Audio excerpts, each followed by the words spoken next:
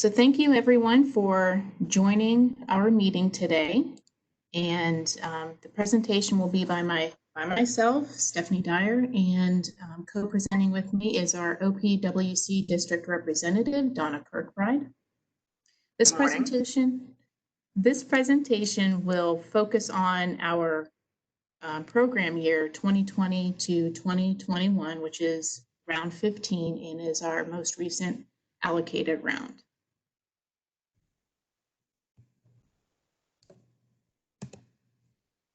Just a little overview of what we're going to be going through. Like I said, we just did a little bit of introductions. We're going to go through the Clean Ohio Greenspace Conservation Program, provide you with a brief overview of it. You'll get to see some of the names that are on our District 6 Natural Resource Advisory Committee. Help you through this presentation, get your ideas and put them into projects that will be fundable through Clean Ohio. I will also review the District 6 application materials that you will be using when applying to the Clean Ohio Greenspace program through our district. And then at the end, as I mentioned, we'll have a question and answering session where, again, you can type your questions in the chat box and I will go through them at the end and Donna and I will answer them.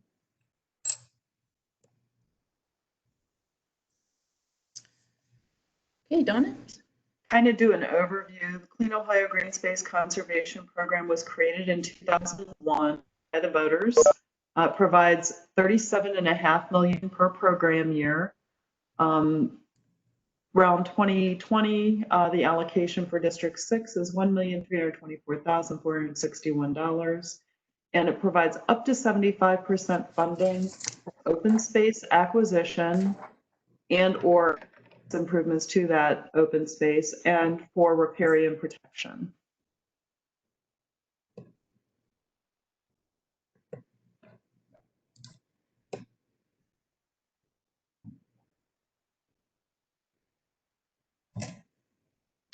For this round, we have had some changes to the program. OPWC is now requiring that appraisals are due at the time of application. And another major change from this round is that OPWC will pay up to 5% over the appraised value of the land.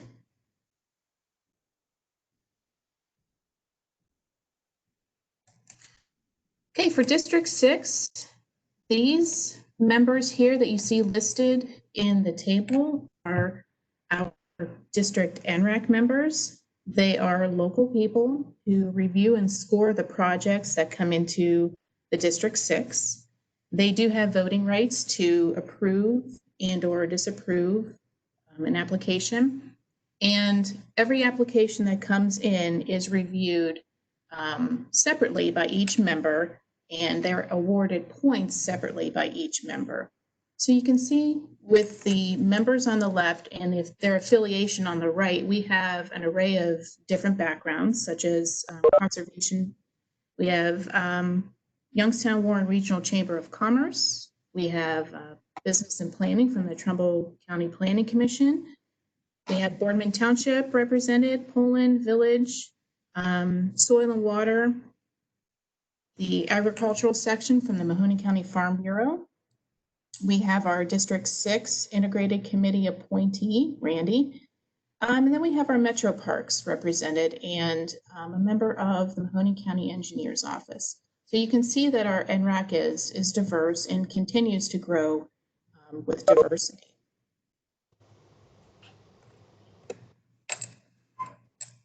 So this is the part of the presentation where we like to talk about how we can take an initial idea and turn it into a project. And I know Donna and I have been busy this past year discussing potential projects with potential applicants and trying to figure out how we can take their great idea and make it into a fundable project that meets the Clean Ohio Greenspace Conservation Program goal. And with that, I will turn that over to Donna to discuss. Some of the things that we've had come up, for example, is We've had folks want to plant trees. That isn't necessarily eligible, so we've connected them with organizations that may be applying for open space, and they may use those trees as part of their match, or work toward making that part of their match. So there's a variety of different things that Stephanie and I can talk to you about if you have an idea, but it doesn't exactly fit what you think is the program, or if you have an idea that you do think fits the program, help you tweak it or give you some ideas as to what may make it a better project. It's always worthwhile to give us a call and kind of talk through what you're proposing. If there are any issues, we could address those early before you're sitting before a committee trying to explain something. So I would really encourage you to give one of us a call or both of us a call and walk through your project.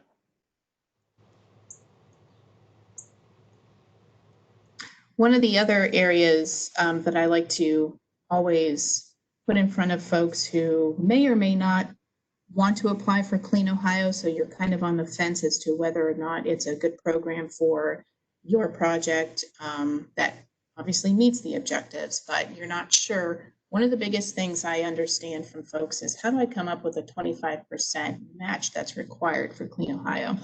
And that's where, with OPWC's guidance, we can help communities and potential applicants come up with that match through a list of their in-kinds and prepaids that can be used towards the match.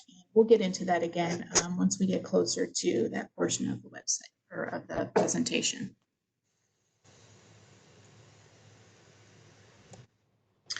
All right, so here I want to emphasize that timing is everything. So this funding year, we had decided, or NRAC had decided, to get the applications in a little bit sooner than when we normally would require them in. So of course, the round 15 Clean Ohio funds available obviously was pushed back a little bit until we got the governor's signature for the appropriation this year. But as you can see, today is the webinar workshop. One important item I want to bring to your attention is when the full applications are due at Eastgates. So that will be November 20th of this year. And then, of course, with every application that comes in, we allot at least a week to review that application to make sure that it is complete. And if there's anything that is missing, you will get an email from myself specifically laying out what items are missing, and then you will be given at least a week to provide that information so that your application will be full and fully submitted to each NRAC member.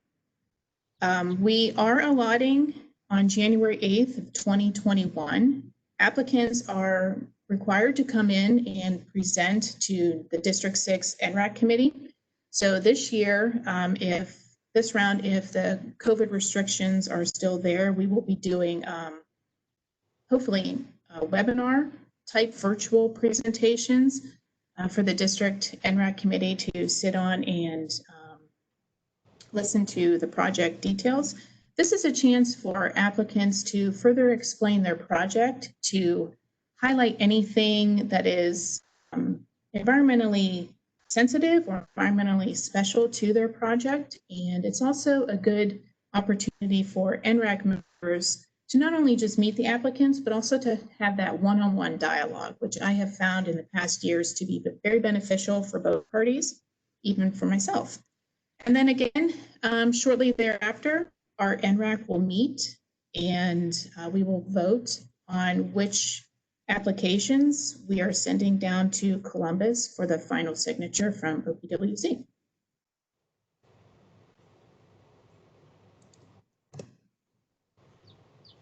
All right, this year, as always, all of our very important papers, as I like to call them, which are District 6 application documents, are always posted on Eastgates' website.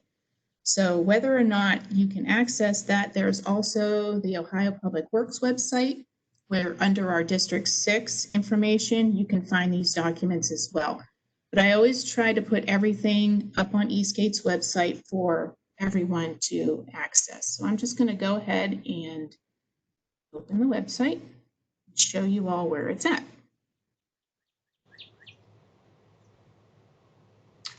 So this is if everyone can see this, on Eastgates' website, there is an environmental planning tab.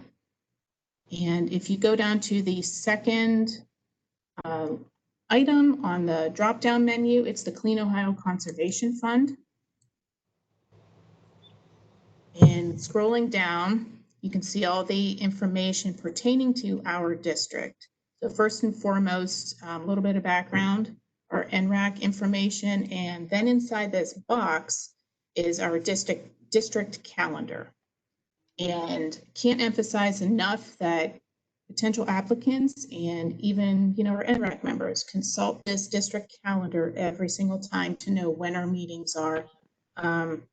Any meeting that we do have is open to the public. It does start at 9 a.m. that meeting day, unless it is otherwise specified on the calendar. So you'll find our full, oops, sorry. Let me go back and see if I can get this.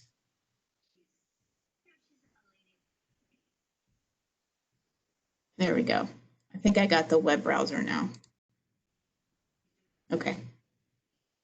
My apologies. So we're going to go back to Eastgates' website. And here's the Clean Ohio Conservation page. And you'll see the information here and our application, which is the full application, attachment B, and all the other information that we have to have for potential applicants. Some of the information that is coming soon, because we need to have it approved by OPWC, is our attachment B and the District 6 scoring methodology. And another item that will be uploaded pretty soon will be the application manual, which I will go over in a few minutes.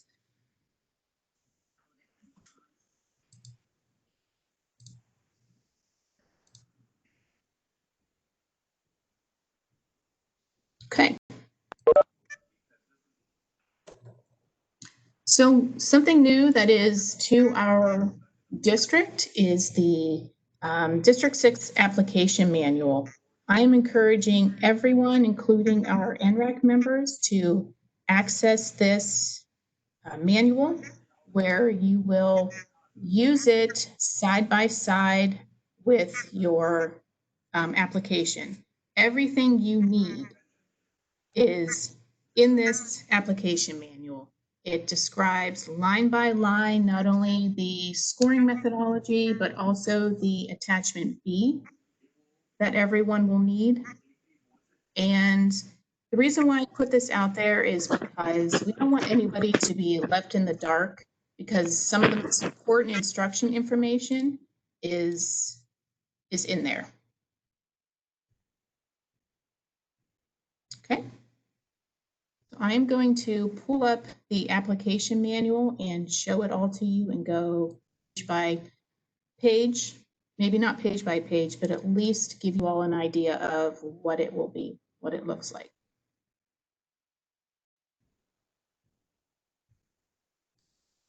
Okay.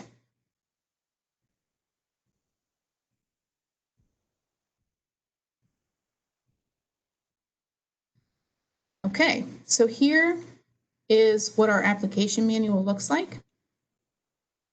Everything in this application manual has links. So if you see the underlined blue areas, those are links to either information within this document that you go back and review. You click on that and it'll pull it right up to that specific area in the application manual. Or it will take you to information on OPWC's website that pertains to either the law or the requirements or general tips that you may need to complete your information.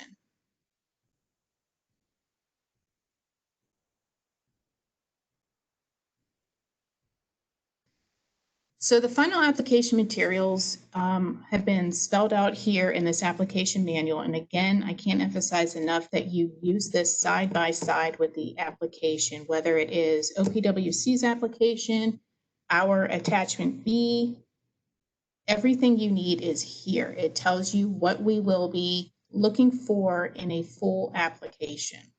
So you can see the items here that we need in your final application.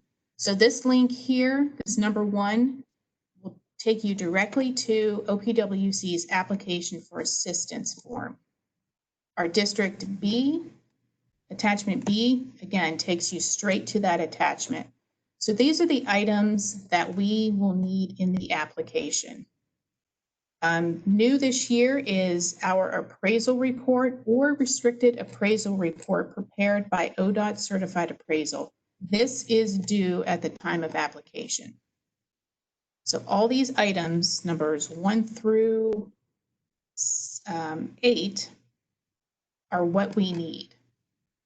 And also the supplemental information, these are the lists of what we will be looking for in the maps, in the photographs, you name it. This tells you what we are looking for. For application submittal, normally in the past rounds, we have asked for 12 hard copies. This year, and as we move forward with OPWC, we are going to require only 1 hard copy, single-sided, and please pay attention to the requirements for that, because the reason why I don't require them to be stapled is because if there's something missing, it's just easier to have that single-sided sheet to just slip in that area or replace that area that needs to be fixed in order for your application to be complete. The electronic version, that submittal will be through Eastgates website. And let me go back and I will show you on our Clean Ohio site. So right here where it says application upload, you will submit your file. Everything will be sent to me. And this is the format we would like to have the files labeled. So your project name with your underscore extension OPWC application. You'll see the attachment B, authorizations and resolutions of support. So those are the formats that we would like to see come in when you are submitting your application. If you are a first-time applicant, you are encouraged to reach out to District 6 and/or OPWC Donna Kirkbride to discuss, again, the potential project and to get guidance prior to submitting a final project application. I'm always available, whether it's for an NRAC member or for a potential applicant to go through the application process. I'm here to help you. I'm here to help you promote your project and to make it a better project for those times when our rounds get competitive. So again, here's some eligible information. You can go through this at your leisure, emphasizing that an appraisal report or restricted appraisal report is due at the time of application.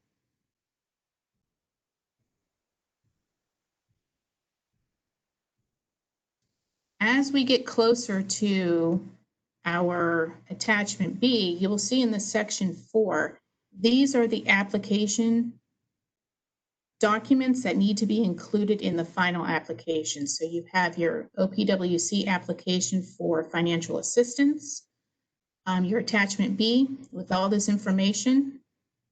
Again, I tried to go line by line to make sure that what we're requiring is based on our application itself. And then as we scroll down, I want to bring up this section 5, the project evaluation. So what you see in this section comes straight from our scoring methodology.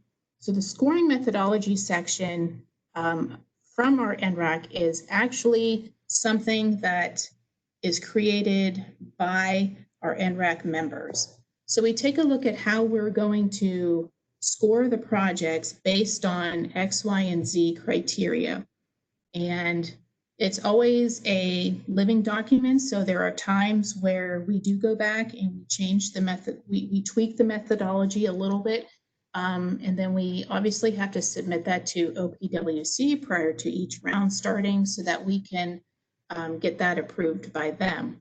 But here, I want everybody to see how the NRAC scores each project so that when you're writing your application, we've kind of given you the answers to the test here. You're seeing how NRAC members are looking at these projects, so you can write your answers, quote unquote, to this test. Under each subsection, I have the scoring areas, so you'll see that some of them do not award points. You'll see some areas NRAC members can score up to 5 points per emphasized area, and I'll show you these documents in a second.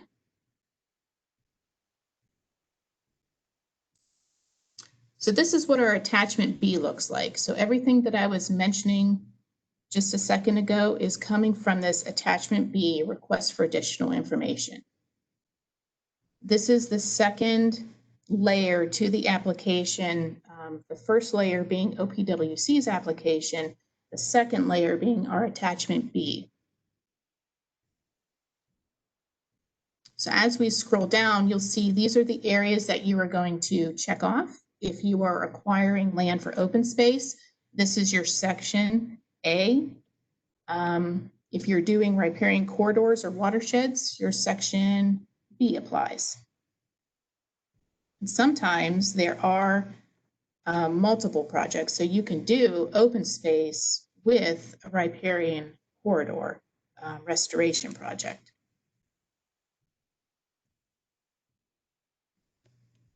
Some questions you have to answer. Encourage everybody to begin discussions with property owners as soon as you can and start documenting that. And here begins our project evaluation. So this is where you're going to identify your top 3 areas of emphasis. And it all comes from OPWC's application for financial assistance. There's an area on there where you have to identify 3 areas of emphasis, and this is where you are given your chance to further explain why your project meets those areas of emphasis. That additional information that I was talking about in our manual, again, this is where the NRAC members are able to score your answers from 0 to 5 based on the information that you're giving them. So this is the time where I like to tell potential applicants to, if you're not sure what some of these additional areas mean, or if you're not familiar as to how your project may, for example, enhance economic development, you can either talk to myself, you can talk to Donna, or again, you can look into the application manual where I've given some examples of economic development, recreation, or ecotourism areas.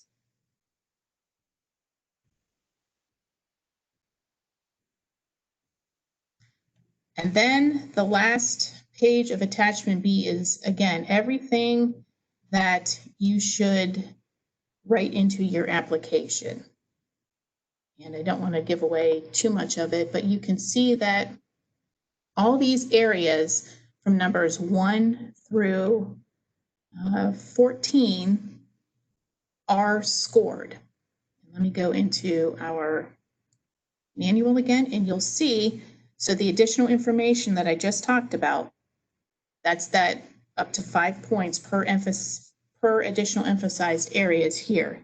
But then as I get into the project evaluation, part 2, you can see that there's the points assigned. So all those items that were in the attachment B that we just came from, you'll see how the NRAC can score and what type of points you may get for the level of description you are given. Okay. And so here's those pieces where under number 6, community benefits, where you can use this guide to determine the project's anticipated benefits for economics, social recreational benefits, and environmental benefits.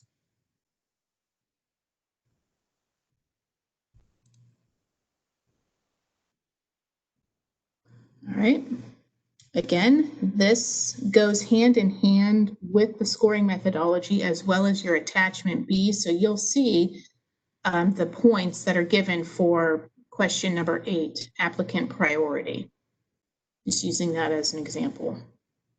And again, everything you see in blue underline is a link to a website, or it's a link to maybe a map on Eastgates website that you will use to answer, for example, the median household income and the urban boundary.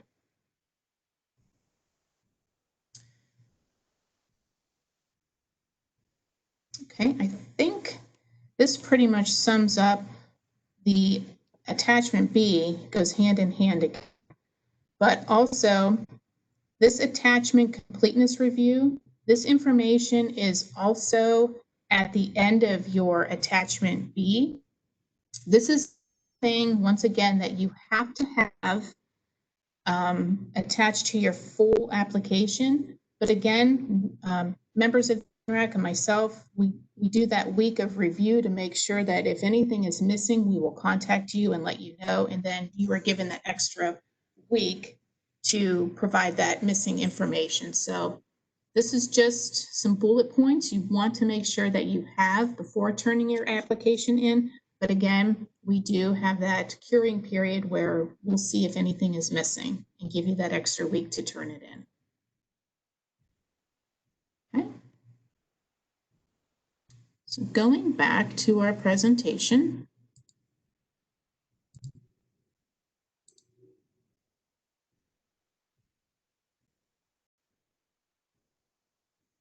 One second.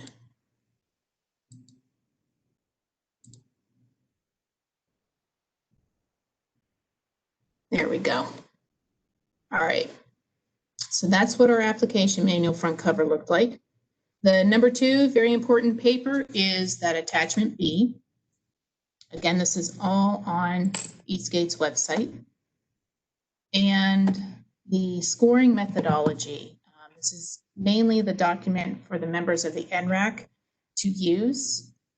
But we put it out there, like I said, so that applicants can use it while filling out their application so that you can garner the most possible points you can for each item listed in there. I'm going to turn it over to Donna because after the NRAC meets and hears that applicant, has the dialogue with the applicants and meets again to select final projects, we send those final selections down to OPWC for their final approval. Yes, once we receive the applications, we'll look through them as well. Usually I try and do that ahead of time so that you guys know if I'm missing something. Any projects that are missing information that are required at the time of application, those projects, Stephanie doesn't send to me until those items are in. I've had folks who have asked her to send those things to us. Please do not.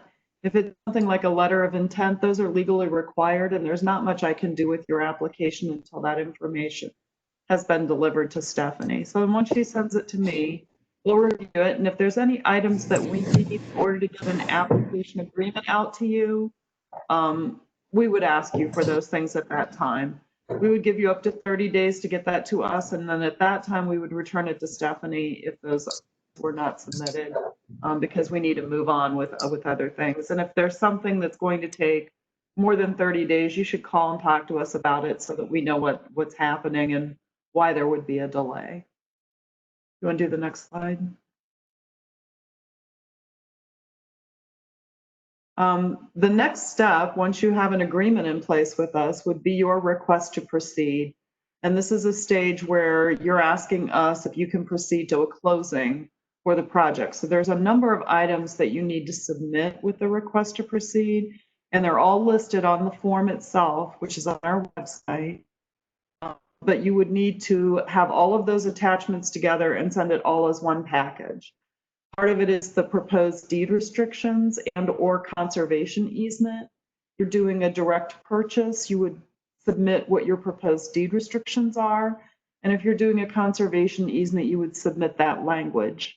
We actually have both of those posted to our website because we have required language. Should you decide you want to do something in addition to what we have, you may do so, but you need to do that in a separate document because we're going to require that you record our restrictions. And then if you wish to record some additional restrictions to the site, you can do so, but it wouldn't be part of our document because ours has been run by legal counsel, and so it's been approved. We also have, if it does need legal review for any reason, that may delay your project. So we ask that you allow 30 days. That 30 days is so that we can get everything done for you. And if there's any issue, we can return it and have you correct that and still have time to get you to a closing in the time frame that you're looking at. You would also be required to attach your purchase contract and any legal description for the property. And next slide, Stephanie, I'm sorry.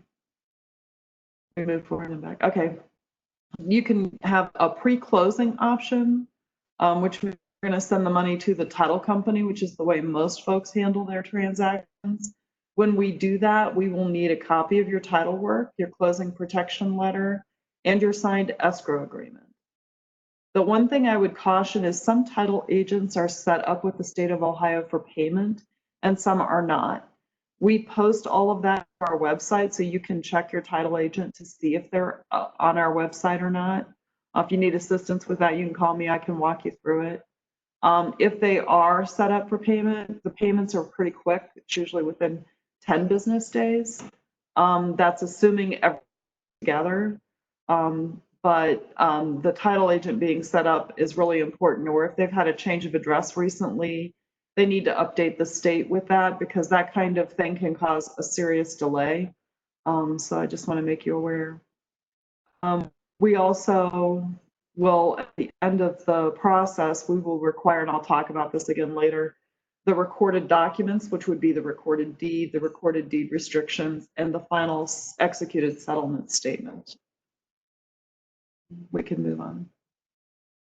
Any modification or breach to those recorded deed restrictions can result in our looking for liquidated damages for the project. So please keep in mind that those breaches can cost quite a bit of money. So if you're aware of something, let us know right away. Sometimes it's something you can remedy. We will give you time to remedy it, but just so you're aware. Next slide. Next slide, please. I want to talk about disbursement of funds.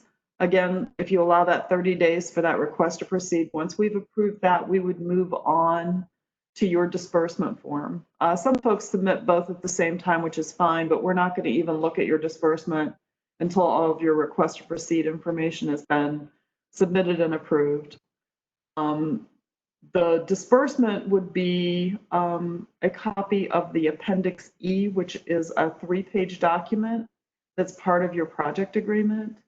You would complete that and you would attach supporting documentation for the costs that you're claiming.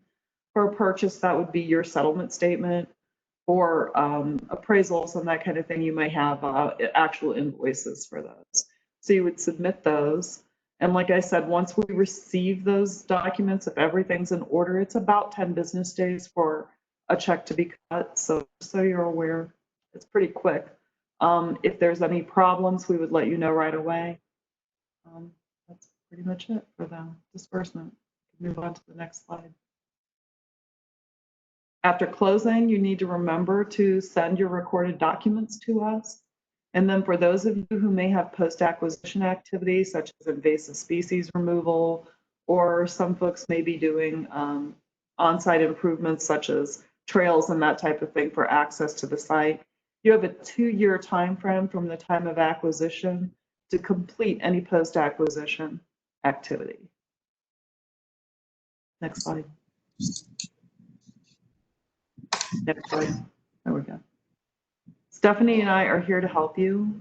So when you're going through the process, if you have questions, that's why we're here. We've been able to help, I think, a lot of folks walk through that process that may seem cumbersome the first time you go through it. And we try and make it a little less so. So please call us or email us if you have questions.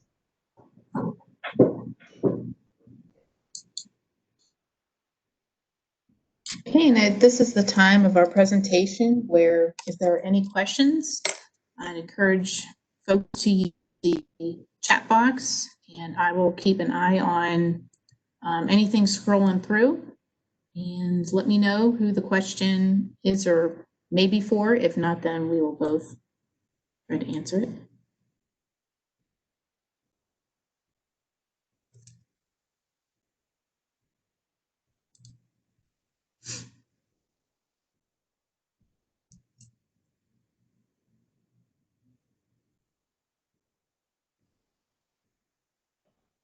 I think we have some experts out here. That's our area. We're really good. And that's true. I'm just not being biased, but.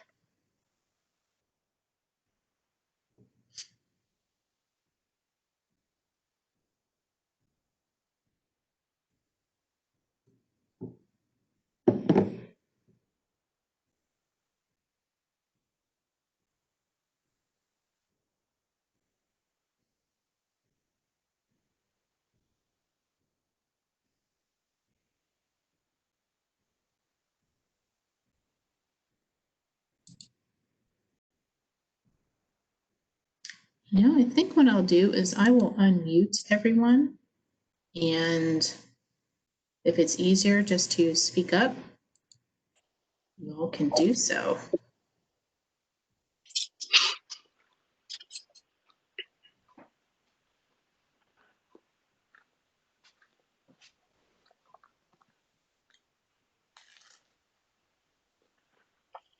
I'm going to give everyone a couple more minutes.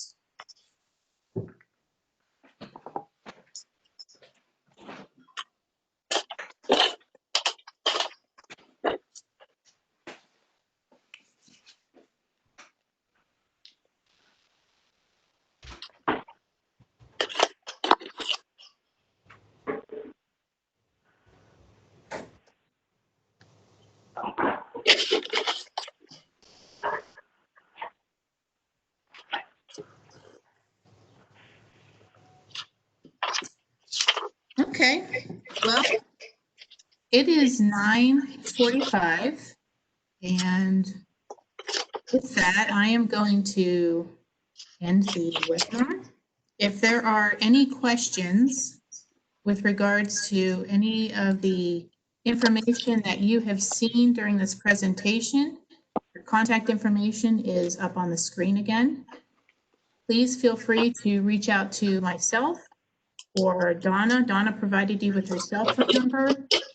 The phone number for myself is my office number, but be assured that if you call and leave a message, I do get that message through my email because we are still working from home, and I will answer it as soon as I can. But with that, if there is nothing else, I'm going to thank everyone for attending this webinar. I appreciate everyone taking the time to do that. Hope you found this informative, and hope everyone has a good day and take care. Thanks. I do want to mention, one thing I want to mention is we are all working remotely, so everything is going through email, so please don't hard copy mail anything without talking to us about that first. Good point, Donna. Thank you. All right, everyone, have a great day and stay safe.